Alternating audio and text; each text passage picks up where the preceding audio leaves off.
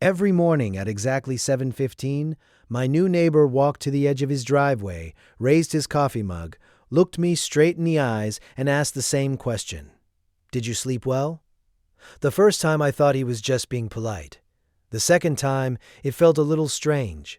By the fifth morning, I started wondering whether something was wrong with him. On the ninth day, I lied. I smiled and told him I'd slept great. He studied my face for a few seconds before quietly replying, "No, you didn't." Then he turned around and walked back inside without another word. The following afternoon, I discovered that every family who had owned my house during the previous 12 years had moved away in less than 11 months. None of them had ever explained why. That's when I realized my neighbor wasn't making conversation. He was checking on me. My name is Ryan Cole. I'm 38 years old, and 6 months before all this happened, my wife and I finalized our divorce. There wasn't a dramatic affair or some explosive argument. We had simply become two people living separate lives under the same roof, and one day, we admitted neither of us was happy anymore. After selling our house outside Nashville, I bought a smaller place in Franklin, Tennessee. 3 bedrooms, a quiet street, old maple trees, exactly the kind of neighborhood where people still waved from their porches. As a software developer working remotely, I could live almost anywhere, and after everything that had happened, I wanted one thing more than anything else: a fresh start. The realtor called the neighborhood peaceful. During my first week, the loudest thing I heard was someone mowing their lawn. Kids rode bicycles after school. Dogs barked behind wooden fences. Couples walked their dogs every evening. Everything looked so ordinary that I remember thinking I'd finally found somewhere life could slow down. Looking back, maybe that should have been my first warning. On my second morning, I walked outside to grab the newspaper when I noticed an older man across the street, standing beside his mailbox. Late 60s, graybeard, baseball cap, coffee mug in one hand. He spotted me immediately. "Morning." "Morning." He smiled. "Did you sleep well?" "Yeah. Good." He nodded once and went back inside. That was it. Short, friendly, completely forgettable. Except it happened again the next morning, and the morning after that. By the fourth day, I'd started noticing something else. It was always 7:15, not around 7:15, exactly 7:15. It didn't matter whether I was leaving for the grocery store, taking out the trash, or checking the mail. Ben somehow appeared at the same time every morning, as though he had an alarm set just for me. And he never asked anything else. Never. "How's the new house?" Never. "Need help getting settled?" Never even "nice weather." Only, "Did you sleep well?" On the fifth morning, I finally decided to joke about it. "You seem awfully interested in my sleeping habits." He smiled, but this time it didn't quite reach his eyes. "I am." He took a slow sip of coffee before adding, "More than you think." Then he walked back inside. I stood there holding the newspaper, replaying those 4 words in my head. More than you think. For the first time, the question didn't feel friendly anymore. It felt important. That afternoon, I met another neighbor while she was walking her golden retriever. Her name was Linda, and she'd lived on the street for nearly 20 years. I casually pointed toward Ben's house. "The older guy across the street." "Ben?" "Yeah." She laughed before I could finish. "You've gotten the sleep question already." I stared at her. "So it isn't just me?" "Oh no. He asked the Johnson family every morning too. The people who lived in my house before me." She nodded. "Every single morning." "How long were they here?" "Maybe 8 months." "What happened?" "They moved." "Do you know why?" She shrugged. "They left pretty quickly." Before continuing her walk, she turned back and added one sentence that stayed with me for the rest of the day. "They weren't the first." I went inside, opened my laptop, and started checking public property records. It took less than 20 minutes to notice a pattern. Over the previous 12 years, my house had changed owners 6 different times. One family stayed 10 months. Another lasted 7. One couple sold after only 5. Meanwhile, almost every other house on the street had belonged to the same families for decades. Mine was the only one with a revolving door of owners. Maybe it was a coincidence. Maybe the house had terrible luck. Or maybe Ben wasn't asking about my sleep for the reason I'd assumed. The next morning, I was already outside before 7:15. Part of me wanted to prove I'd imagined the whole thing. At exactly 7:15, Ben stepped onto his porch carrying the same coffee mug. He looked almost surprised to see me waiting. "Morning. Morning," he smiled. "Did you sleep well?" "I slept fine." He studied my face for a moment, nodded slowly, and went back inside. That was all. No explanation. No small talk. Just the same question. The routine continued for 3 more mornings. By then, I knew 2 things. First, Ben never missed 7:15. Second, he always seemed relieved when I answered yes. I just couldn't figure out why. Still thinking about Linda's comment, I decided to call the realtor who'd sold me the house. Her name was Melissa. She answered on the 3rd ring. "Ryan, settling in okay? So far. I just had a question." "Sure. Why did the previous owners leave so quickly?" There was a brief silence. "They told me they wanted to be closer to family." "And the owners before them? I wasn't involved in that sale." "What about before that?" Another pause. "I'd have to look." Something in her voice had changed. She sounded careful now. "Why do you ask?" "I notice my house has changed owners 6 times in 12 years. She gave a nervous laugh. "Sometimes older homes have bad luck." "I work with data," I replied. "This doesn't look like bad luck. It looks like a pattern." She didn't answer immediately. "If I find anything, I'll let you know." We hung up, but I already knew she wasn't telling me everything. That evening, I decided to walk around my property instead of sitting inside thinking about it. The backyard was larger than I'd remembered. 2 old maple trees stood near the fence. There was a weathered storage shed in one corner, and enough room for a garden, if I ever decided to build one. Everything looked perfectly normal, until I reached the far end of the yard. One circular patch of grass caught my attention. It wasn't dead. It wasn't brown. It was simply thinner than the rest, almost as if something beneath the soil prevented it from growing properly. I knelt and pressed my foot against the ground. It felt unusually firm. When I tapped it with the heel of my boot, I heard a dull, hollow sound. Not loud, just enough to make me stop. I stood there for another minute before convincing myself it was probably an old concrete slab left behind by a previous owner. Still, I made a mental note to come back later. That night I woke without knowing why. The room was completely dark. I checked my phone. 2:47 a.m. I rolled over, closed my eyes, and tried to fall back asleep. Then I heard it. A metallic clang. It sounded like someone had dropped a heavy wrench onto steel. A few seconds of silence followed. Then another clang. This one was louder. I sat upright. The sound hadn't come from the street. It hadn't come from a neighboring house. It felt as though it had traveled upward through the floor beneath my bedroom. I grabbed a flashlight and walked downstairs. Every window was locked. Every door was closed. Nothing looked out of place. Outside, the neighborhood was silent. No passing cars. No voices. Only crickets and the occasional breeze moving through the trees. After several minutes, I went back inside, telling myself it had probably been old plumbing or the house settling. But deep down, I knew it hadn't sounded like either. The next morning, Ben was already waiting. He raised his coffee like always. "Morning, morning." Then came the question. "Did you sleep well?" I hesitated. "Not really." His expression changed instantly. "You heard it?" It wasn't a question. I frowned. "Heard what?" Ben looked toward my house, then back at me.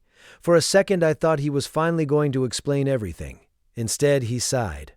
"Forget I said anything." He turned to leave. "Ben." He stopped. "What did I hear?" Without looking back, he answered quietly, "It always starts with the noise."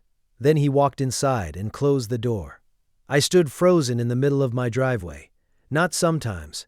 Not maybe. Always. For the first time since moving into the neighborhood, I stopped wondering why Ben kept asking whether I'd slept well. I started wondering how he already knew I hadn't. Later that morning, I walked across the street and knocked on Ben's door. He opened it almost immediately, as if he'd been expecting me. "I figured you'd come." "Then you already know why I'm here." He nodded but didn't invite me inside. What was the noise? I can't answer that. Why not? Because if I tell you now, you'll stop sleeping altogether. I stared at him. Ben, someone has lived in my house for less than a year at a time for over a decade. Last night I heard metal banging under my bedroom, and somehow you knew about it before I said a word. He sighed. I know. Then help me understand. For several seconds he said nothing. Finally he looked me straight in the eyes. How many nights has it happened? Just once. He seemed relieved. Good. Good? You still have time. Before I could ask what that meant, he quietly closed the door. That afternoon I couldn't concentrate on work. Every few minutes I'd catch myself looking out the office window toward my backyard. Around 3 o'clock I grabbed a shovel and walked to the strange patch of ground near the fence. The soil came away easily.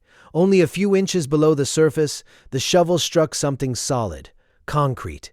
I cleared away more dirt until I uncovered the corner of a rectangular slab. It was much larger than I'd expected, almost 6 feet long. There was no handle, no markings, just old concrete surrounded by compacted earth. I took a few photos before covering everything back up. Whatever it was, it definitely hadn't been poured there recently. That evening I drove to the county records office.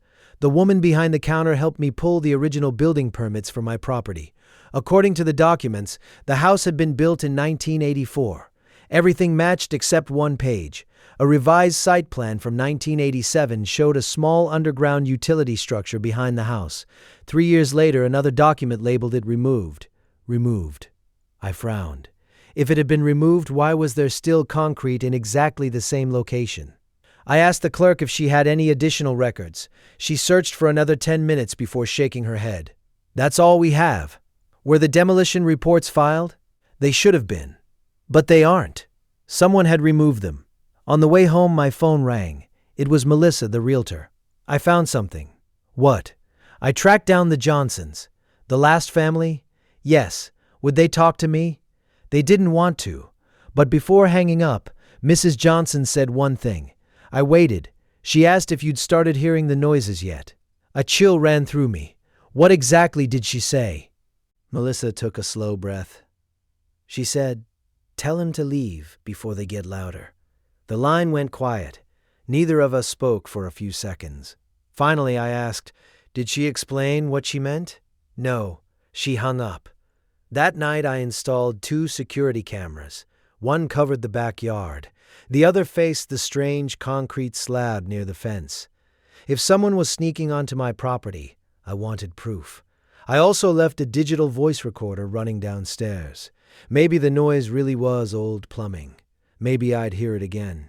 At exactly 2:47 a.m., I woke to the same metallic clang. Then another. This time, I didn't move. I reached for my phone and opened the backyard camera. Nothing. The yard was completely empty. No people, no animals, no movement at all. The sound came again, louder than before. I switched to the second camera pointed directly at the concrete slab. For several seconds, the image showed nothing unusual. Then, the camera shook slightly. Not because someone touched it, because the ground beneath it vibrated. A thin layer of dirt slid across the concrete as another metallic impact echoed through the night. Whatever was making that sound wasn't outside. It was underneath. The next morning, I was waiting outside, before Ben even opened his front door. The moment he saw me, he knew. You heard it again. I did. And I have it on camera. For the first time since we'd met, the color drained from his face. You installed cameras? I nodded. The ground moved. Ben looked past me toward my backyard. I was hoping you wouldn't see that. I folded my arms. You're done speaking in riddles. If you know something, tell me. He stayed silent for several seconds before finally saying, "Come inside." Ben's house looked exactly like you'd expect from someone who'd lived there for 40 years. Old photographs, wooden bookshelves, a grandfather clock ticking steadily in the hallway. He disappeared into another room and returned carrying a thick folder. I hoped I'd never have to show this to anyone again. Inside were newspaper clippings, handwritten notes, and copies of police reports. Every section was labeled with a different address. My address appeared 6 times. Each file belonged to a different family.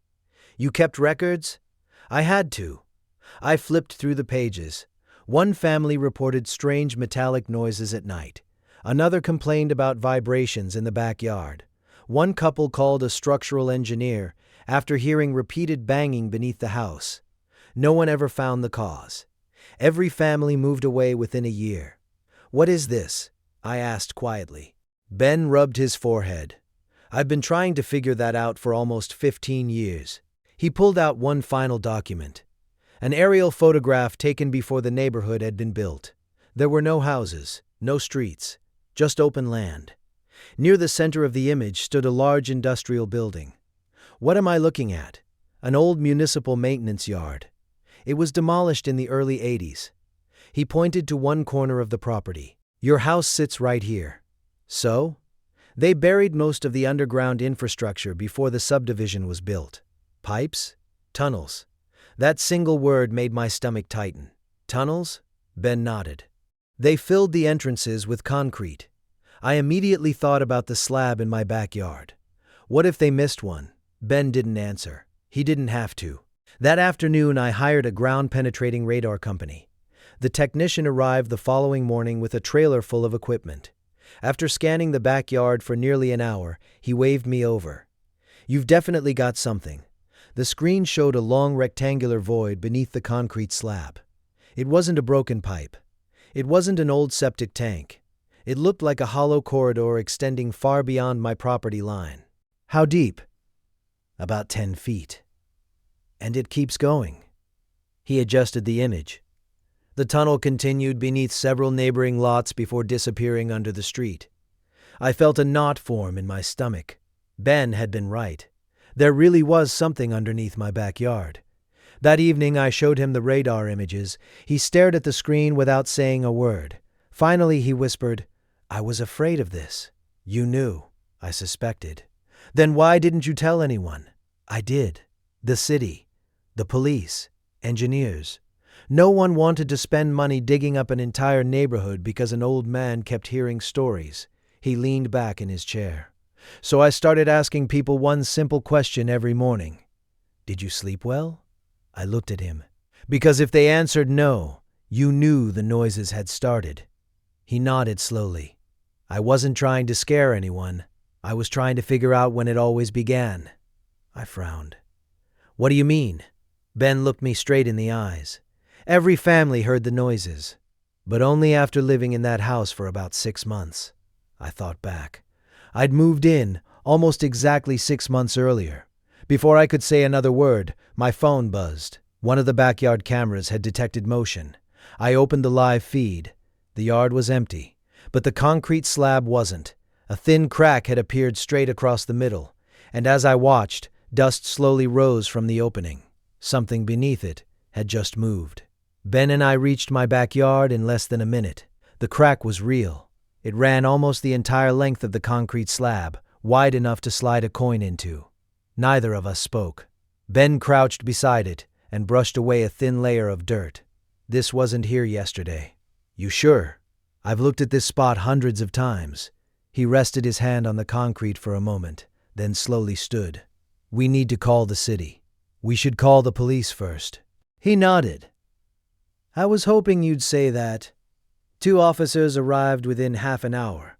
I showed them the radar images, the security footage, and the fresh crack. One officer examined the slab while the other walked around the yard taking photographs. "So you're saying you believe there's an abandoned tunnel under the property?" "I don't believe it," I replied. "The radar confirms it." The younger officer tapped the concrete with the handle of his flashlight. A dull, hollow echo came back. He looked at his partner. "That's definitely empty underneath." Before leaving, they placed temporary barricades around the area and told us nobody was to disturb the slab until city engineers arrived. For the first time since moving into the house, I felt like someone besides Ben actually believed me. The engineers came early the next morning. After comparing the radar scans with old municipal maps, one of them frowned. "These drawings don't match." "What do you mean?" I asked. "The official plans show the tunnel ending nearly 80 feet from here." He pointed toward my backyard. But according to the scan, it continues directly beneath your property. Another engineer joined him. I think we're looking at an undocumented extension. Ben quietly whispered. Or one they forgot about. By midday, the city authorized a small excavation around the slab. Nobody wanted to remove it yet. They only wanted to expose the edges. Within 2 hours, the entire concrete cover was visible. It wasn't just a slab. It was a reinforced hatch. Heavy steel hinges were embedded along one side, almost completely hidden beneath decades of dirt. One worker wiped mud away from the center. There used to be a lock here. It looks like someone sealed it from the outside. Ben stared at the hatch without blinking.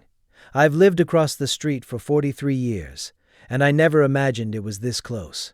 Just as the crew prepared to lift the hatch, an older city supervisor arrived carrying a stack of archived blueprints. He looked at the exposed entrance, then at the plans in his hands. I knew I'd seen this before. Everyone turned toward him. My father worked on the demolition crew back in 1983. He unfolded one yellow drawing. This tunnel wasn't abandoned because it was unsafe. Then why was it sealed? I asked. The supervisor hesitated, because nobody could explain the noises coming from inside. The entire yard fell silent. He continued. The official report blamed shifting pipes. My father never believed it. He said workers kept hearing metallic banging deep underground after every entrance had already been sealed. Ben slowly looked at me. That's exactly what every family described. The supervisor nodded. My father also told me one more thing before he died. What? He said if anyone ever reopened one of those entrances, they should be prepared to learn why the city spent 40 years pretending the tunnels never existed. At that moment, every strange question Ben had asked me over the previous weeks finally made sense. He hadn't been waiting for someone to solve the mystery. He'd been waiting for someone who finally had enough evidence that the city could no longer ignore it. The city sealed off my backyard the same afternoon. Yellow barriers surrounded the concrete hatch while engineers and inspectors moved in and out carrying equipment. For the first time in 40 years, the tunnel beneath my house officially existed again. Ben stood beside me, watching everything in silence. I never thought I'd live long enough to see this. Neither did I. The next morning, the city brought in a crane. The reinforced hatch weighed nearly 2,000 pounds. It took almost an hour to remove the bolts that had rusted into place. When the steel cover finally lifted, a rush of cold air escaped from below. Everyone instinctively stepped back. A staircase disappeared into darkness. Concrete walls, rusted handrails. Everything looked exactly as if someone had locked the place and walked away decades earlier. One engineer lowered a camera instead of sending anyone inside.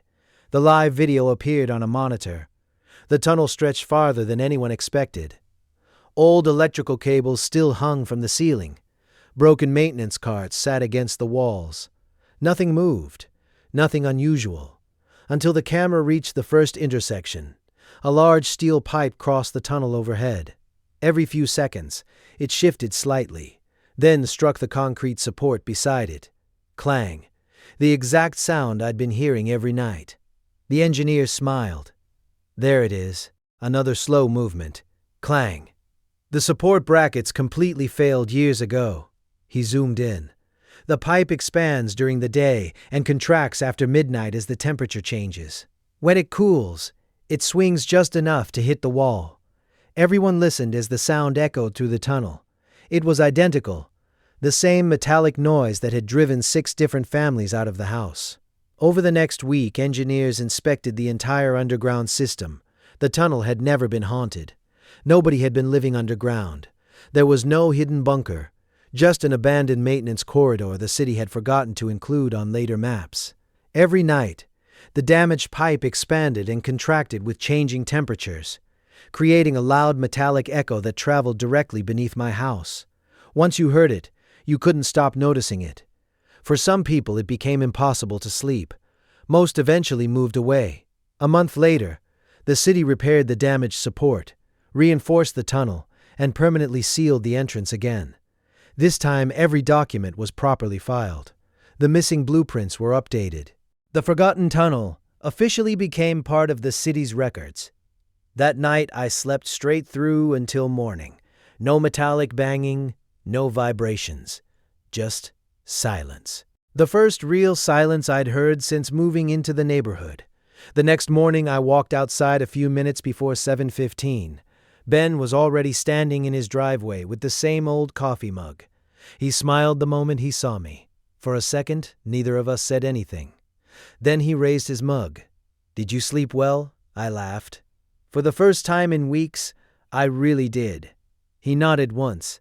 "I can tell." "How?" "You smiled before you answered." We both laughed. It was the first time I'd ever seen him truly relax. A few months later, the city sent me a letter thanking me for reporting the abandoned tunnel. Apparently, several nearby homes had also been experiencing smaller vibrations for years. The repairs solved all of them. Life on the streets slowly returned to normal. People stopped talking about strange noises. The cameras came down. The backyard became just a backyard again.